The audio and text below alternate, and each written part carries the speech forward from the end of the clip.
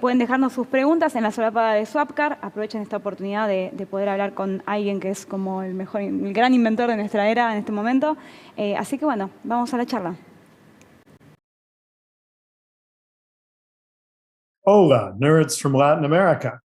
I'm Mark Weber, Curatorial Director of the Internet History Program at the Computer History Museum in Silicon Valley. We're thrilled to partner with Nerdearla for the first time. At CHM, our mission is to decode technology to shape a better future for all.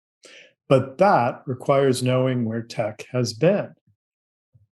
CHM has a 40-year history of excellence, including a world-class collection, rich, expansive exhibits, both physical and virtual, and a forum for diverse viewpoints and knowledge.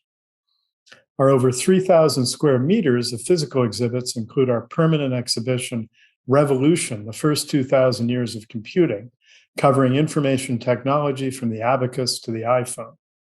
Our software exhibition focuses on how software touches the lives of ordinary people around the world, from texting to MP3. Both are also available online. Rotating exhibits cover hot topics from autonomous vehicles to AI-mediated art. Over the decades, CHM has created the world's foremost collection on the history of computing, encompassing technology, economy, and society.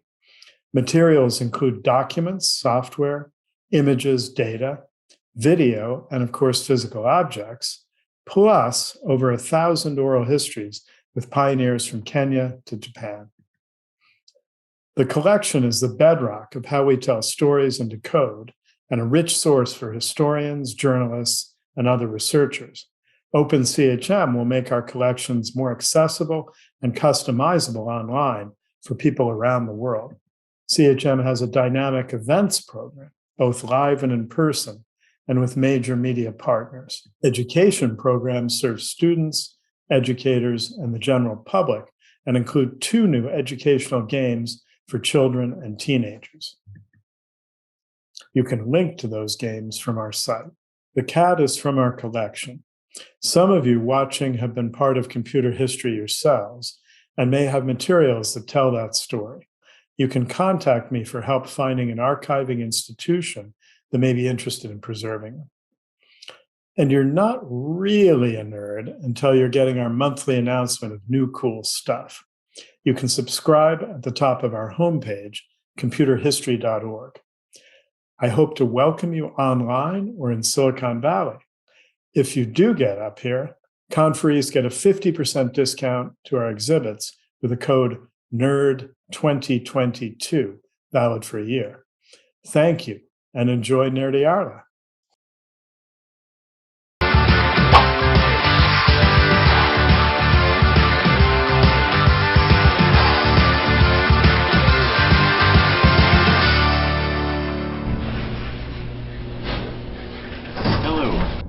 My name is Martin Cooper. I hope you will call me Marty. I am credited with inventing the handheld cell phone, which I did way back in 1973. And I'm here today to talk about the history of the cell phone, how it was invented, and what is going to happen in the future about the cell phone. I think you're all aware of the fact that the cell phone has been revolutionary. It has changed the lives of almost every person on Earth. There are today more cell phones in the world than there are people. More cell phones than people. And yet, it is my view that the cell phone revolution is only just beginning. So let me tell you a little bit about how the cell phone was created. Back in 1947, that's 80 years ago, more than 80 years ago, a group of people at Bell Laboratories. Bell Labs was part of the Bell system, which was the monopoly that provided service in the United States, telephone service in the United States. They were the only provider. In fact, you could not even buy a telephone from the Bell system. You had to rent it from them. And all the telephones were black, and they all had dials on them that you had to turn. And some researchers at Bell Laboratories decided that there was a way that we could have more than one person talking on a radio channel at the same time. If you divided a city up into small, what they called cells, and in each cell there would be a conversation, and you could repeat the conversation a few cells over in a way that it would not interfere with the first cell. They thought that was an interesting idea, and they didn't think it was very practical, but they suggested that someday car telephones, automobile telephones would be able to operate so that you could have more than one telephone on every radio frequency in a city. And they wrote that down in a memo. They mentioned in the memo that it was not a very practical idea, but maybe sometime in the future that might be useful. 22 years later, in 1969, some people at Bell Laboratories announced that they were going to create a new system that they called cellular telephone. They were going to provide car telephones service to people in the United States and ultimately other places in the world with very high capacity.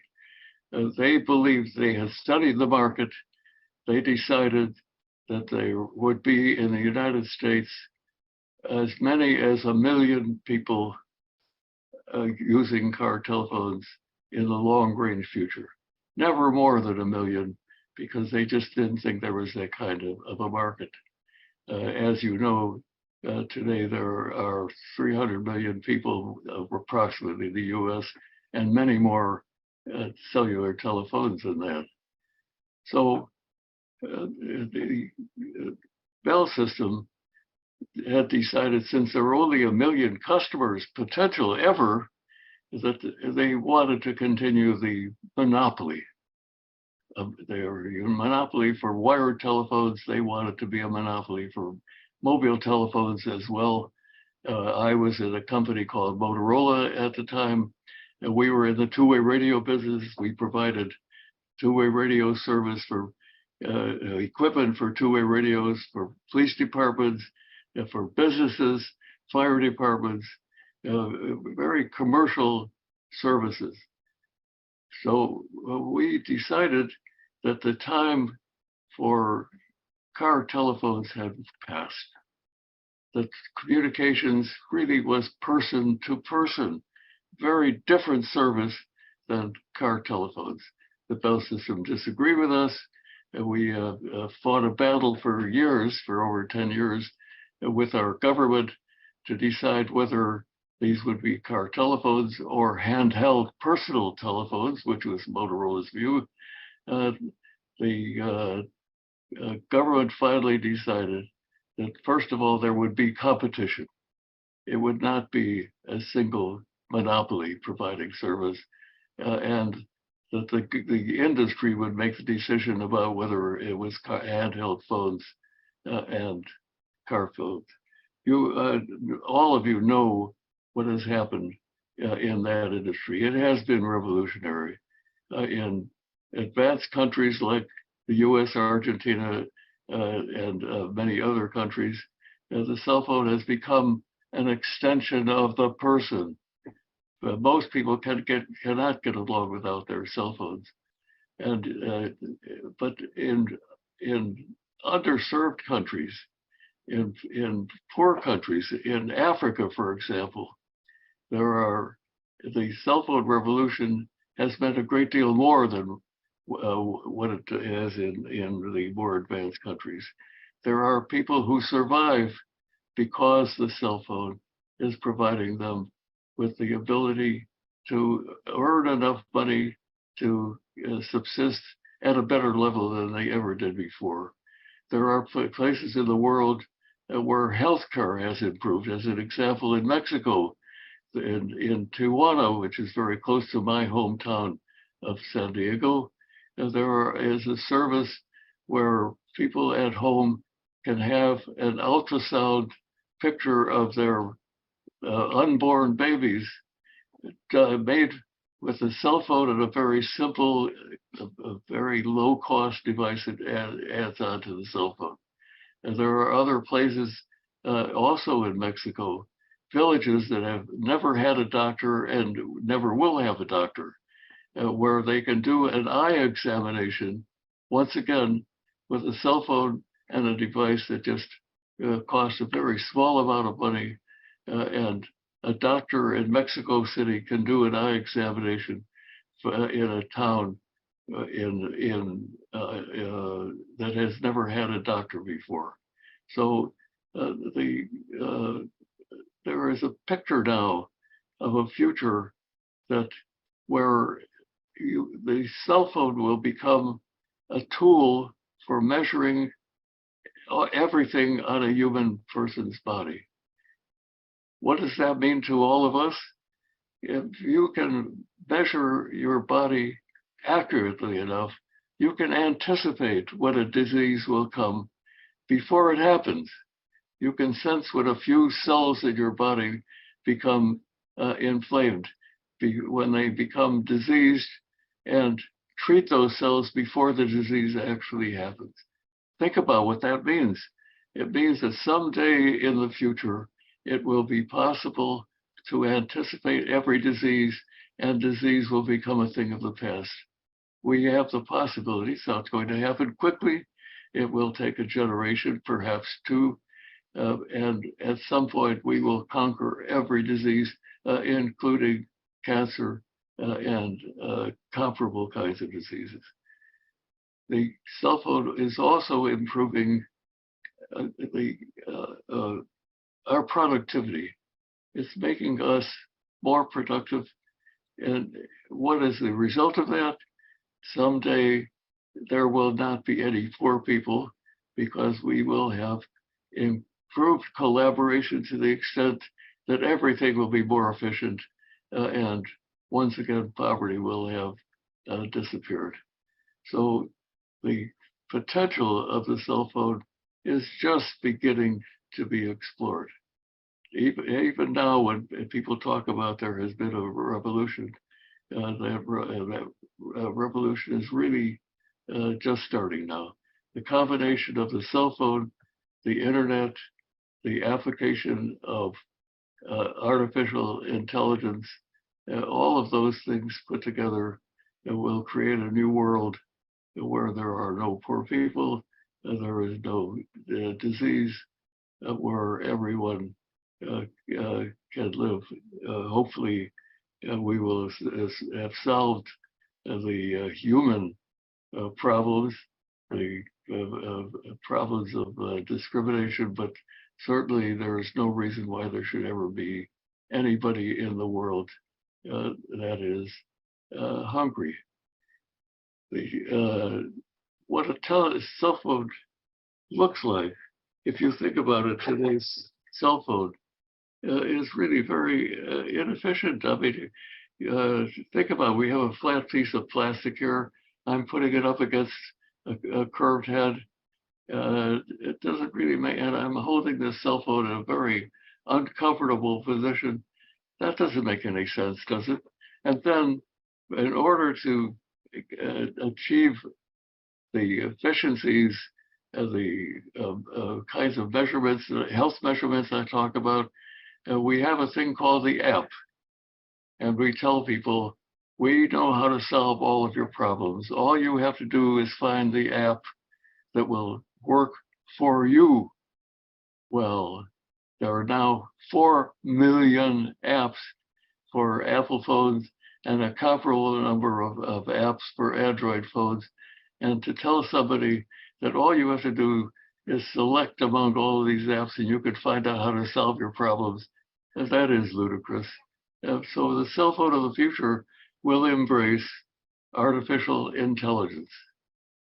You will have your own personal artificial intelligence. You can call it anything that you want. And your artificial intelligence will analyze your behavior. And when it decides that it needs an application, an app to make your life better, it will either create such an app or it will look around at these 4 million apps and select the right one for you. So the selection of the intelligence of the cell phone will now become an extension of your personality. It'll become an extension of you, and you won't even think about it. The cell phone can do so many things better than you can. It can calculate better. It can remember things. It cannot create. That's the job that is up to you. But the cell phone will become an extension of you. But will it still be a piece of hardware looking like this? Not really. The cell phone is going to become distributed throughout your body. First of all, what is the biggest practical problem with a cell phone? You have to keep charging it. Well, think about something that your body is really nothing more than an energy producer. What you do is eat food. That food is turned by your body into energy. If all we have to do now is take some of that energy and use that for our cell phones. So the future cell phone we discover will be very likely embedded under our skin, and it will be powered by your body. Think about what the ideal phone is. You think about, first of all, how ridiculous it is to call this a device a phone when we know that it's a camera, a computer, a healthcare device, and so many other things. But we do use this device as a phone occasionally. And what is the ideal phone? Well, let me describe that to you. The ideal phone would be embedded under your ear. You don't even know that it's there. When you want to make a phone call, you will address your phone. Let's say I call my phone Samuel. Samuel, I want to make a phone call to Eduardo in Argentina. And the phone will say to me, which Eduardo do you want? Eduardo Considerado or the other guy that is in a different part of the country? And I'll say, I want to talk to Considerado. And next thing you know, I am speaking to him, and we hold our conversation without even thinking about it. To me, that is the ideal telephone. On the other hand, there will be devices that will be measuring the vital signs in our body. Those will be also embedded in our body in ways that we're not even thinking about. And those devices will all talk to what I call a personal server on your body that will connect you to the rest of the world. So the cell phone will become distributed on your body. It will be aware of your DNA so that it knows what diseases that you are susceptible to, and it will have sensors that will be looking for signs that that disease may be present. As long as they are not present, you know you're healthy.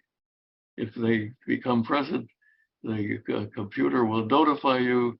You will go to a hospital, or you'll take a pill, and whatever disease has started will be resolved.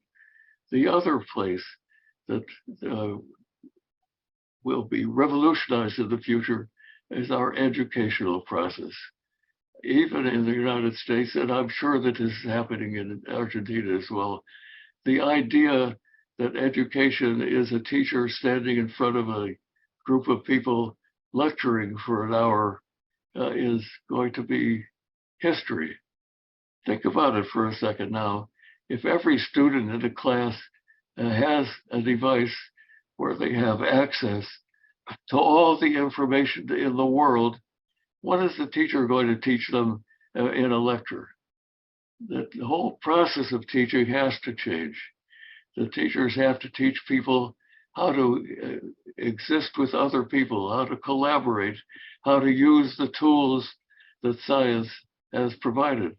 But the students themselves are going to learn how to access this information they have available, all the information in the world, how to discriminate between false information and true information.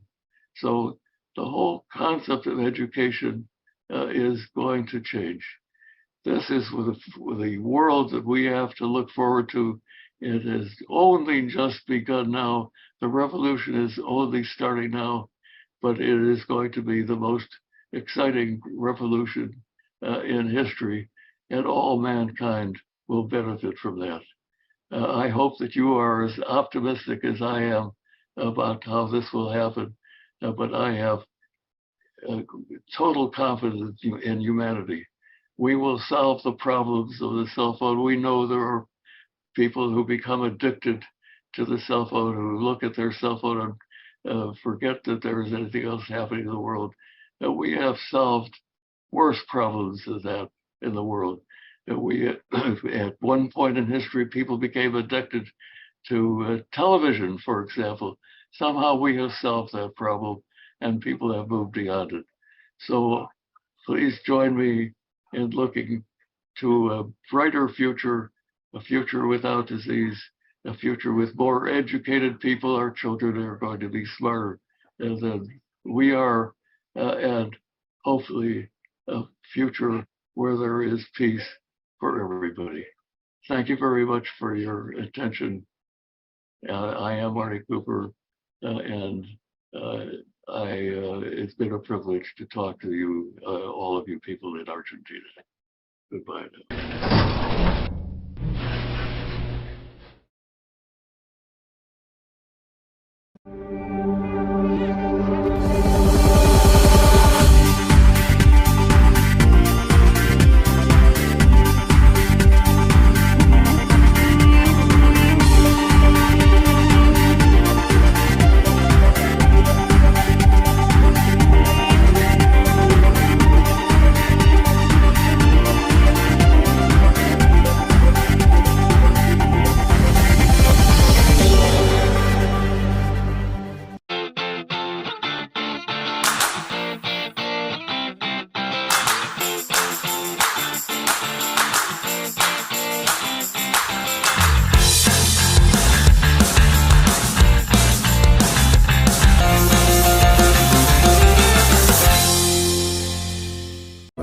No somos líderes por tamaño, sino porque conocemos al público, porque sabemos qué quiere, qué necesita y lo hacemos posible. AWS Girls Argentina es una comunidad conformada por mujeres y para mujeres. Queremos empoderar a las mujeres, meterlas más en el mundo cloud. Y es muy motivante ver el reconocimiento de nuestros pares y ver que realmente las mujeres están interesadas y quieren formar parte de este mundo. Que cada vez más mujeres sientan que este es un espacio seguro, porque las mujeres también desarrollan, las mujeres también programan y es un espacio para ellas.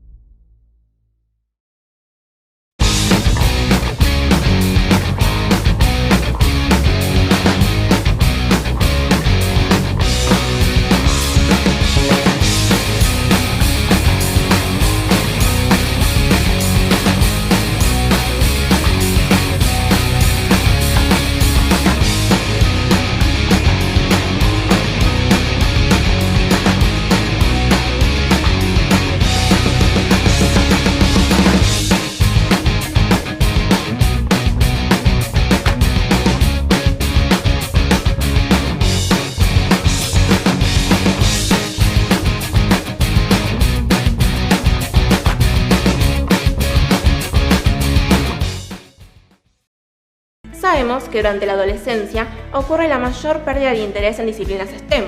Por eso, en Chicas y Tecnología, formamos, motivamos y acompañamos a jóvenes de América Latina para que se transformen en creadoras de tecnología con impacto social.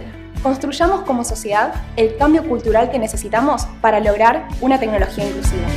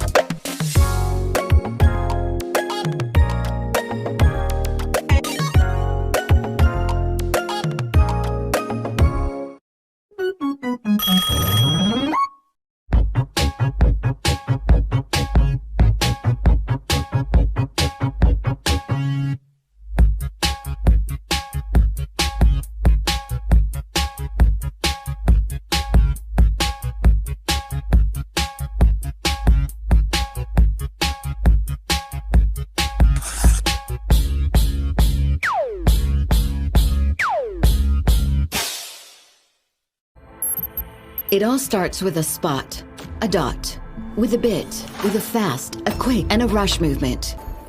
Good morning. How can I help you? Because if you ask, what do we do? This is our response.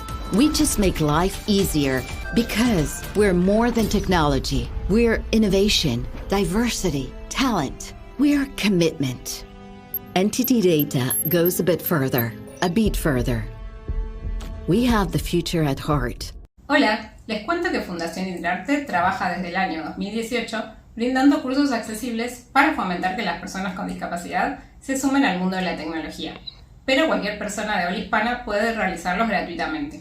Los mentores somos personas que transitamos alguna discapacidad y nos hemos podido desarrollar profesionalmente gracias a la tecnología y ocupar puestos calificados. Si querés enterarte más, seguinos en nuestras redes o ingresa en www.hidrarte.org.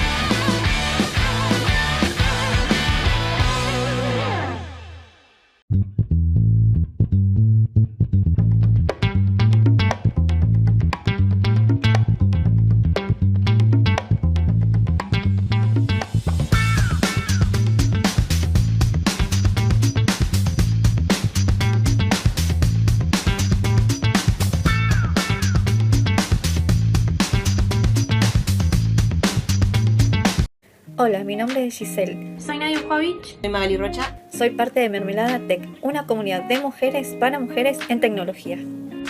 Contamos con espacios colaborativos, prácticas, proyectos de open source, mentorías y mucho más. Los invitamos a seguirnos y a sumarse a Mermelada Tech. Búscanos en nuestras redes. When does work become more than just work? We believe the magic of work is something lived and experienced, and it starts here. We will brush shoulders with those who dare to dream and do. Here, we will embrace diverse communities and inspire us all. Here, we will transform good ideas into greater ones. Here, we will change the way the world works. Here, we will.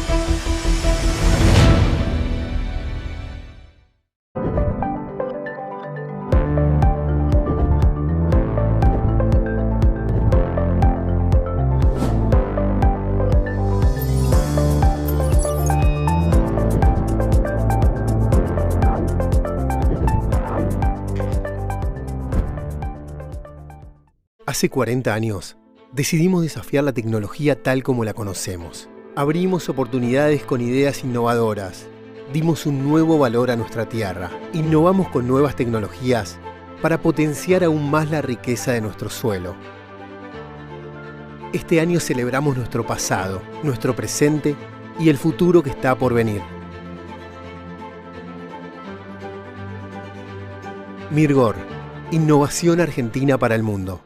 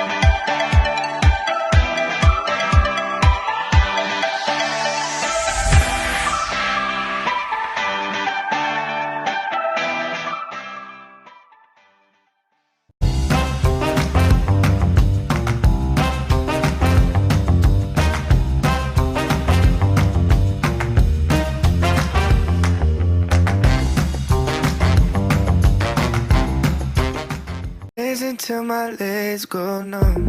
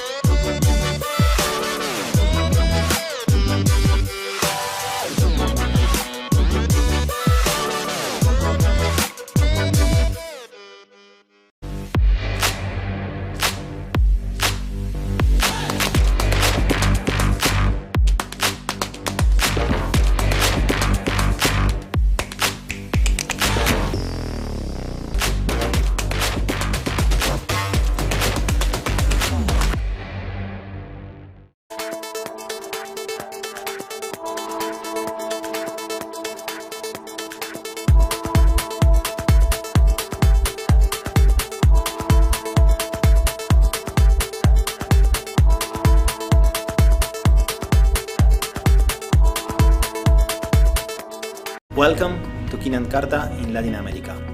People with good values and the right attitude.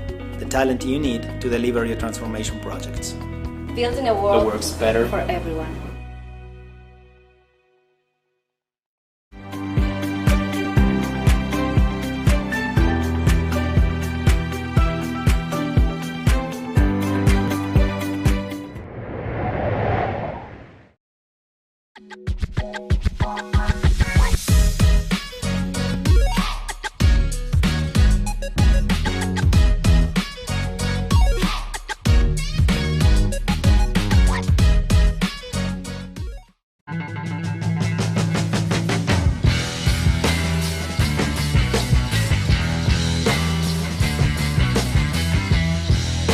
Ecumen, una empresa internacional de ingeniería proveedora de servicios de desarrollo de software avanzado. 10 años potenciando el ingenio de personas y empresas tecnológicas globales. Ecumen, 10 años haciendo real la robótica, desde LATAM hacia el mundo.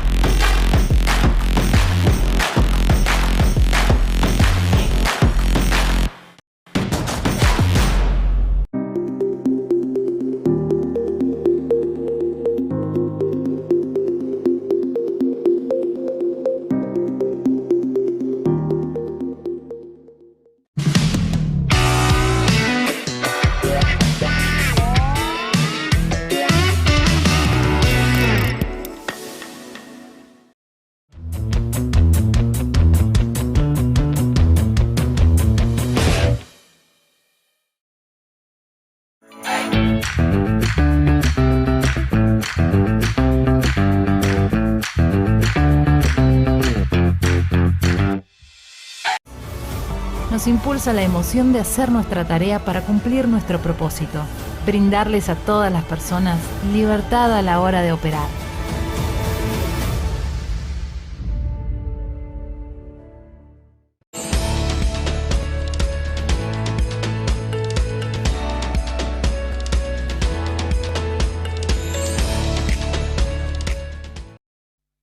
Vamos a nerdear.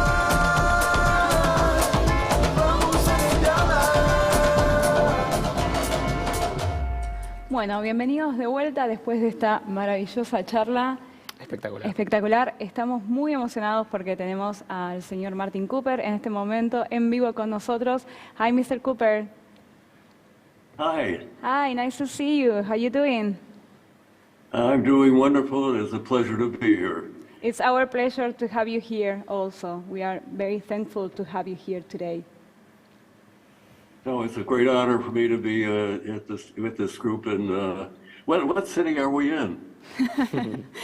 We have a lot of questions for you, for the audience. We have like 40 questions for you, but we are going to go with a few ones, the most voted ones. So the first one is, what do you think about people's privacy in this scenario where we will have cell phones integrated to our bodies? Well, you know that we lost our privacy some years ago. It turns out that every time that we sign on to the internet, every time we buy something, we lose some of our privacy, and the cell phone only adds to that. So we have to solve that problem in other ways. People have to learn how to protect themselves. The cell phone, as I say, is just one contributor to this. Just the fact that you buy things. If you lose your cell phone, somebody who picks it up can analyze it and find out who you are just by knowing what you have done and what you have bought in the previous 20 minutes.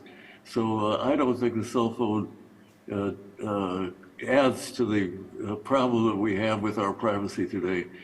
Pretty much we have lost our privacy, and the only thing that we can work on is security.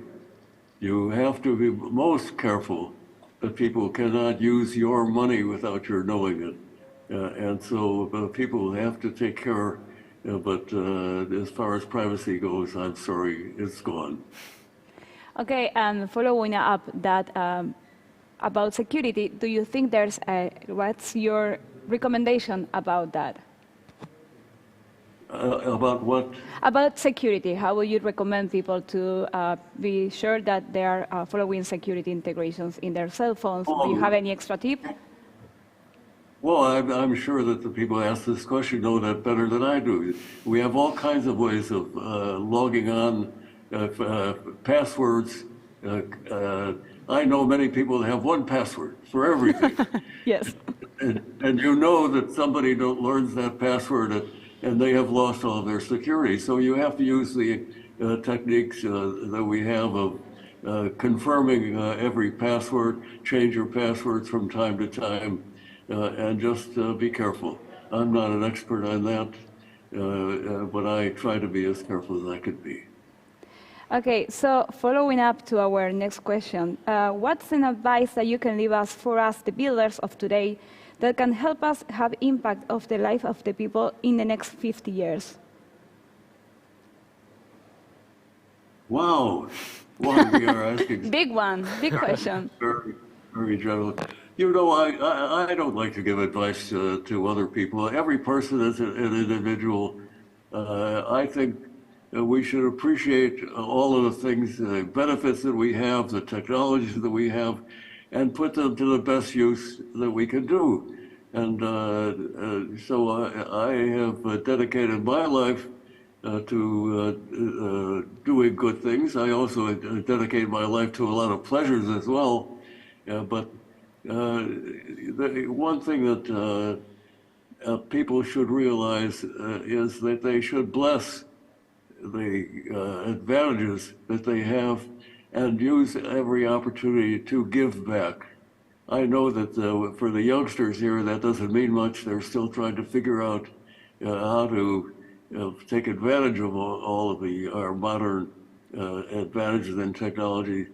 But when you get older and you do have the opportunity to give back, to help other people, you should grab that opportunity. I think it's very important to our society for people to work together and to appreciate each other. Wow, that's really insightful. So meaningful. Thank you. I'm supposed to be an engineer, not a philosopher. So, but I'm happy to answer any questions that you have. So we have another question about the impact of mobile in children. What do you think about what's your opinion about the usage on young kids of mobile phones? Well, I'm glad you asked me that. That is a subject that's very important to me because I've already told you that I think you cannot get a modern education without having a cell phone. On the other hand, the cell phone is not the only distraction that children have had. And when I was in school, people used to pass notes to each other in school. They would play pranks on each other. So that's what parents and teachers are for. Somehow we have to teach children about the disciplines in life. And we have to make education interesting enough so they would rather be educated than have fun. In fact, education should be fun. So the cell phone is an extraordinary tool. I'm sincere that you cannot, how can a teacher give their students information when they have at their fingertips all the information in the world? They can't do that, but they can make the student understand how to get that information, how to discriminate good information from what we call fake news.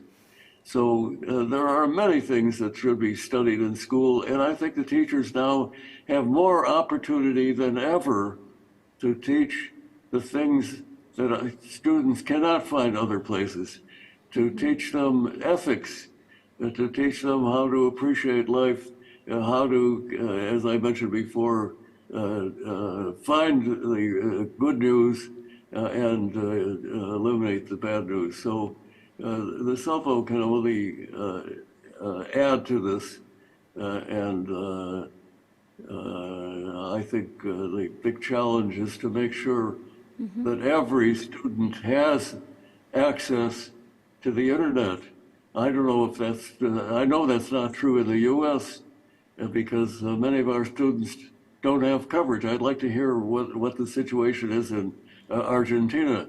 Many students here cannot afford the service. I think that's it must be fixed. We cannot have any students who do not have access to the internet for their education. We call this here the digital divide. That is an unacceptable something. We cannot have two classes in society, and one class who has access to the internet and a full education, and the other class, I don't know what the word in Spanish is, but they would have to be called the dummies. That's unacceptable. Yes. Well, actually, I think that situation in Argentina is pretty similar to other it's places. It's very similar, and even worse in third world countries. So, yes. Yeah. There are some kids that still doesn't have any access to the internet. Yeah. And also, I had visited a few days ago a school, a high school, and kids were having mobile phones, but they were using like for TikToks and Instagram pictures and stuff. So it's difficult for teachers to have their attentions and make them feel motivated about what they are speaking about. And I'm sorry. Excuse me for interrupting. I'm very sympathetic with the teachers. The teaching job is changing, and the teachers have to learn as well. And it's not an easy job. So we all have to work together, but the bottom line, the final conclusion is that they have to use the cell phone as a tool for teaching. Okay, switching from the subject, we have another very interesting question. It says, what is your opinion on Neuralink and the future of human-machine interconnectivity? I'm sorry, say the last part of it again. Yes, so what's your opinion on Neuralink and the future of human-machine interconnectivity? The very last word you said, I'm so sorry. No worries, sorry. Interconnectivity between human and machine on Neuralink. Your opinion about that? Well, I assume that whoever asked this question is referring to artificial intelligence. Am I correct about that? Yes. So I think is one of the biggest problems we have is learning how to accommodate our artificial intelligence. First of all, you know there are two viewpoints on this. One viewpoint is that artificial intelligence is going to make all our lives better, solve all of our problems. We won't have to think anymore. The machines will think for us. And the other extreme is saying this is a disaster waiting to happen. Society is about to fall apart. I don't believe either of those is true. I think that once again we have a new tool and we have to learn how to use that tool. And as I mentioned in the case of education, these are not easy problems. So the challenge with artificial intelligence is first of all to make sure that people can't use this tool to deliberately defraud, to deliberately harm other people. Well, this is not the first time we've faced that. We have many tools that we use where we have to pass laws and enforce those laws. So, but that does, the people that say, well, let us pause artificial intelligence, let's wait until it improves so we can solve problems, I'm afraid they are kidding themselves. We have an expression that the genie is out of the bottle. Maybe you can explain that in Spanish, but it's too late. Artificial intelligence is with us, We cannot stop it. We have to learn how to control it to some degree, but most of all, we have to learn how to use it to make society better. That's a great message. Yes. And I have a question here, Mr. Cooper, that, well, people are just wondering how often you actually change your own cell phone. How often do I change it? Oh, you know, I take, by the way, what is your name? Emmy. My name is Emmy. Yeah. You know, people ask me that question so often, and I feel a responsibility. And then I really have to look at every cell phone and understand it. And I must tell you, I now cannot work any cell phone because I never hold on to a cell phone long enough to learn it. I don't think very much. I think modern cell phones are much too complicated. They do not work in to the benefit of the owner. They only make their lives more complicated. And think about the idea that you can take a cell phone and you can make it personalized. You've heard that expression? Yeah. All you have to do to make it personalized is to look up, there are 4 million apps. Now you have to select the app that's right for you. Well, my response to that is good luck. But I do have a vision of what the future cell phone will do. And it accommodates the last question about artificial intelligence. You should have your own private artificial intelligence. You can embed that intelligence in your cell phone, and that cell phone should look at your habits and make your life easier. That is the purpose of your tools, is to make your life easier, not more complicated. And so what this artificial intelligence will do is it will examine your behavior, what your habits are, and try to make your life easier. It will find the apps that make your life easier, and if it can't find an app, it will create one for you. And that, to me, is what a modern cell phone should be. The modern cell phone cannot possibly continue to be this piece of plastic and glass and metal that tries to do all things for all people, but doesn't do any of them perfectly. I think the future cell phone is going to be optimized for various future features on your body. The cell phone, I think I may have mentioned to you this before, when it is a phone, it will be embedded perhaps under your skin, or maybe it'll be an earring, but it will be an optimum phone because it will speak directly into your ear. It will understand what you want to do, either by your speech or maybe even by reading your mind. So that would be, to me, an optimum phone. You wouldn't even see this phone because the phone would be located under your skin. For video, your phone will be embedded, first of all, in your glasses. Ultimately, I think we will have the vision part of the cell phone actually embedded in our eyes. And we'll have optimum, the ability to see and talk with other people as though they were right next to us. To me, those are optimum things. We will have distributed in our body various sensors that will solve our medical problems. So the cell phone has got to be redesigned so it serves the interests of people and not the manufacturers who would like each of us to have exactly the same phone. That doesn't work at all. Okay, thank you so much for that. We have one last question for you. It's a personal one for me. When you did that first call, had you ever imagined that this will be the future? Oh, no, well, you know, I don't like to remind people how old I am, but when we made that first call in 1973, there were no digital cameras. Could you believe that? There was no internet. The ability to talk and listen at the same time on the phone did not exist.